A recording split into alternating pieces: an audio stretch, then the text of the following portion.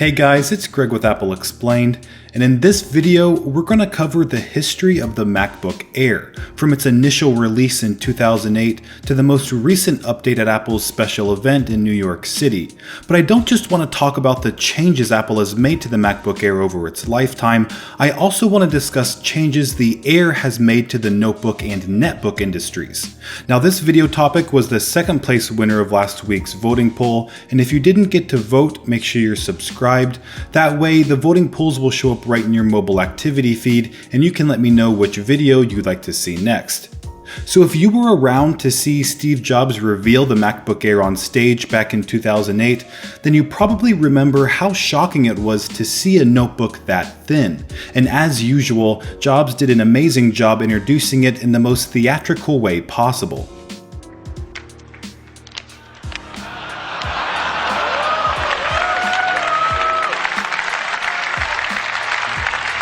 This is it. Let me take it out here.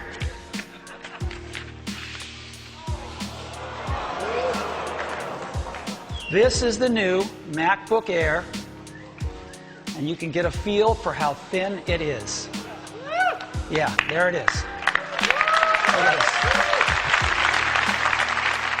But if you didn't get a chance to see that moment and you watched the introduction today, it likely won't have the same effect. And that's because the first MacBook Air looks a lot like notebooks we see today, which means Apple created a MacBook that effectively predicted where the entire notebook market would head. And that's why Apple asserted that the MacBook Air was the future of the MacBook. Now this may cause you to wonder what the Air was like compared to notebooks of its time, because the notebook market in 2008 looked much different than today, and there were many decisions Apple made with the MacBook Air that separated it from the pack, but also drew a lot of criticism. The biggest of which was the removal of the disk drive, which was considered a standard feature of any serious notebook at the time.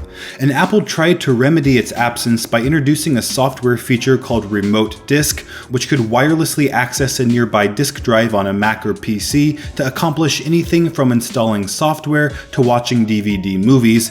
And if that wasn't enough, Apple also offered an external USB super drive that could be connected to the MacBook Air for an extra $80.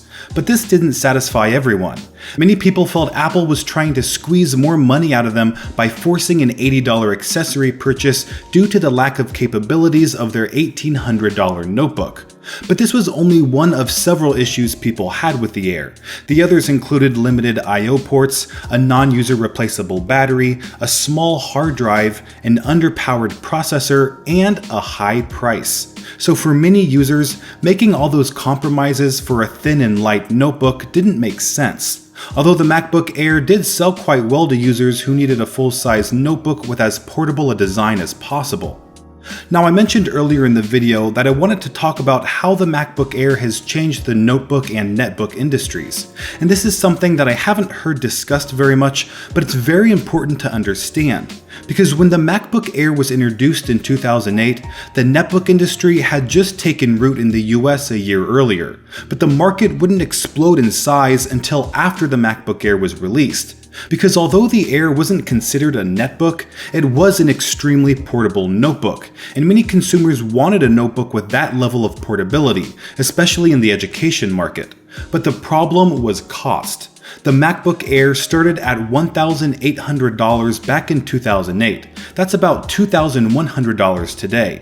And keep in mind that that base model was configured with an 80GB hard drive. If you wanted the speed benefits of a solid-state drive, you could upgrade to a smaller but faster 64GB SSD in addition to a faster processor for $3,100. That's a $1,300 difference just for an SSD and a slightly faster processor. So it's easy to see why many people felt the MacBook Air was out of reach, and the education market definitely didn't have the funds to purchase high-cost notebooks en masse.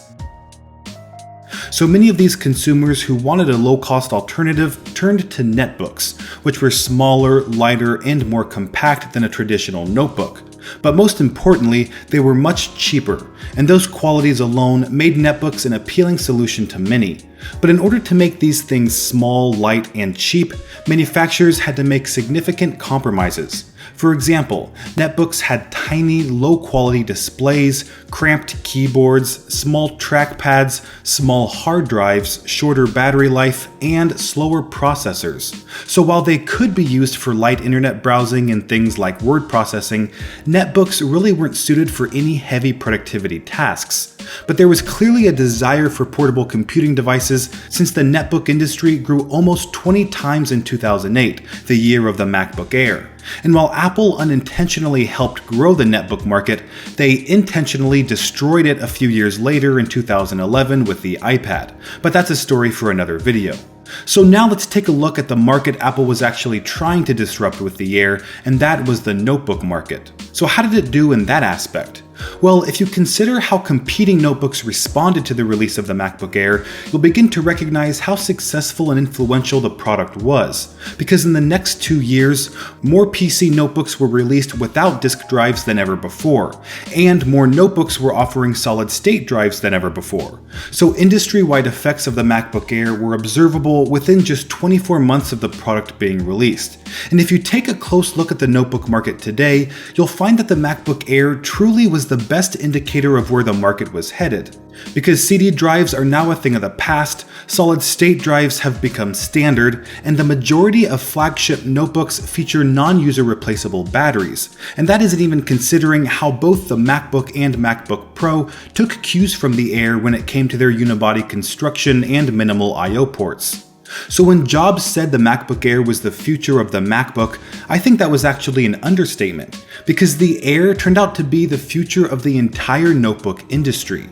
But the most important thing Apple understood was that as time passed, the MacBook Air's compromises would slowly become irrelevant, therefore addressing all the concerns many consumers had with the original Air. Because as the world became more digital, no one would need a disk drive anymore, and the technology inside the Air would become more powerful and more affordable.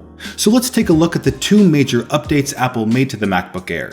The first of which came near the end of 2010, and it featured changes that made the Air more accessible to more users, mainly because of the newly introduced 11-inch model that started at just $1,000, making it the most affordable MacBook at the time. And the 13-inch version enjoyed a price drop too, from $1,500 to $1,300. And the price reductions were made more impressive since pricier solid-state drives became standard for all models. But Apple didn't stop there. They actually changed the Air's design, giving it flat sides that did away with the I/O door, and they actually added an SD card slot on the updated models, despite its design being a little thinner and lighter than its predecessor. Now, in the coming years, Apple would make both the 11-inch and 13-inch MacBook Air even more affordable and even more powerful, with the 11-inch model eventually starting at $900 and the 13-inch model starting at just $1,000, which is a huge improvement over the original $1,800 price back in 2008. But the MacBook Air actually remained stagnant for quite some time, only receiving minor spec bumps since its first major release in 2010. And as the MacBook and MacBook Pro received fresh redesigns and new features, many wondered where the MacBook Air fit into Apple's notebook lineup. Because the Air was no longer Apple's thinnest and lightest notebook, that title was given to the MacBook. So the Air simply became the cheapest way to get a Mac notebook. The problem was that cheaper price got you an outdated display, outdated keyboard, outdated trackpad, and an outdated design, which is pretty sad when considering the MacBook Air represented the most advanced technology Apple offered back in 2008. And this led to people thinking that perhaps Apple would discontinue the Air, since it hadn't received a major upgrade in such a long time. But Apple shut down that assumption near the end of 2018 with the second major upgrade to the MacBook Air in 10 years. And this time, Apple didn't hold anything back, giving the Air almost every single advanced feature that the MacBook Pro had enjoyed, including a Retina display, thinner bezels, a butterfly keyboard, Touch ID, USB-C, a larger Force Touch trackpad, and updated internals. But there were a couple benefits exclusive to the Air, including its lighter weight at 2.75 pounds and longer 12 to 13 hour battery life. And Apple fit all of these new features into a design that was 10% thinner with a smaller footprint. But there was one drawback, and that was its price.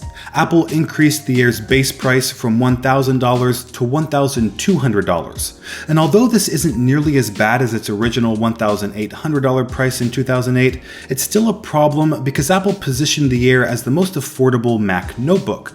And although the older 11-inch MacBook Air is still being sold for $1,000, the higher price of the 13-inch model is frustrating for people who want up-to-date technology for an affordable price. So the MacBook Air has proven to be an important notebook for Apple, and they're keeping it around as a sort of compromise notebook. It isn't the thinnest and it isn't the most powerful, but it is more powerful than the MacBook and thinner than the MacBook Pro. And considering it's still cheaper than any other notebook Apple offers, I think the Air remains a good value for its price. So that is the history of the MacBook Air, and if you want to vote for the next video topic, don't forget to subscribe. Thanks for watching, and I'll see you next time.